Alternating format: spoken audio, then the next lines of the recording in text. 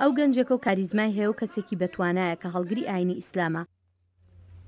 بە پێچەوانێکی زۆری هەندێک لەوانەی کە بەرزترین پۆستیان لە میشیگان بەدەستهێناوە ئەو ئۆفیسەی کە عەبدولسەید ڕۆژێک لە ڕۆژان وای دەزانی بەدەستهێنانی مەحاڵە.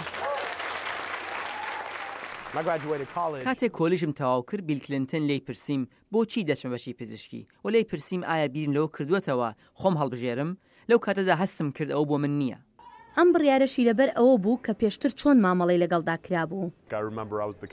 کاتێک پۆلی 11 بووم کاپیتانی فوتباڵی تیمەکەم بووم لە هەفتەی 11 سپتامبەردا یاریەکان ڕاگیران، بەڵام هەفتەکەی پاش ئەوە گەڕاینەوە گۆڕەپانی یاری. من ئەو یاریەم لەبیر ناچێت بۆ یەکەم جار خەڵکێ بە ناوێک بانگیان دەکردم کە پاش ئەوە ئیتر هەر گوێم لێدەبوو دەیانگوت کڵاو لەسەر بگەڕێەوە بۆ وڵاتی خۆت ئۆسامە. جا خۆشەکەی لەوەدا بوو ناوی براکەم ئۆسامەیە، منیش دەمگوت هەڵان من ئەلسەیدم. ئەگەر ئەلسەید بتوانێت دەنگدەران قایل بکات دەنگی پێ بدەن ئەوا دەشێ مێژوو تۆمار بکات و دەشێت ببێتە یەکەم فەرمانڕەوای موسڵمانی ویلایەتی میشیگن. لە کاتێکدا بیرروڕای ئاینی زۆربەی جار دەبێتە هۆی هێرشەکانی بەرهەڵستە سیاسەکانی، بەڵام ئەو دەڵێت خەڵکی میشیگن نیگەرانی گەورەتریان هەیە. ئەوان دەیانێت ئەوە بزانن کە من دەمەوێت چیان بۆ بکەم. ئەوان سەرنج دەدەنە ئەوەی کە ئایا من گوێ دەگرم یان نا، بەر لەوەی باسی ئەوە بکەم کە خۆم دەمەوێت چی بکەم. کاتێک ئەوە ببینن ئیتر گوێ نادەن بەوەی ناوت عەبدول بێت یان بە چ جۆرێک نوێش بکەی.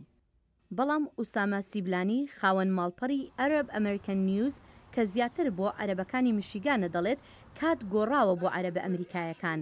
دەژڵێت سەرکەوتنی ئەلسەید دەکەوێتە سەر شێوازی داواکاریەکانی لە دەنگدەرانی میشیگن.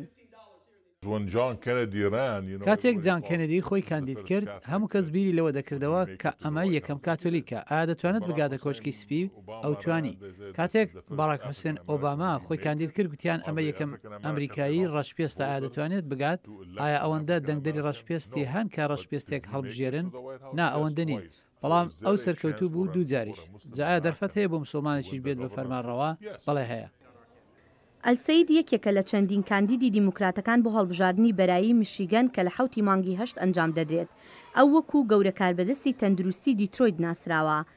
تەنانەت ئەگەر ئەو لە هەڵبژاردنەکانی دیموکراتەکانیشدا بتوانێت ببێت بە کاندیدی پارتەکە، پاشان دەبێت لە مانگی 11دا لە کاندیدی کۆمارەکان بباتەوە لە ویلایەتی کە لە ساڵی 2016 دەنگی بە سەرۆک ترامپدا.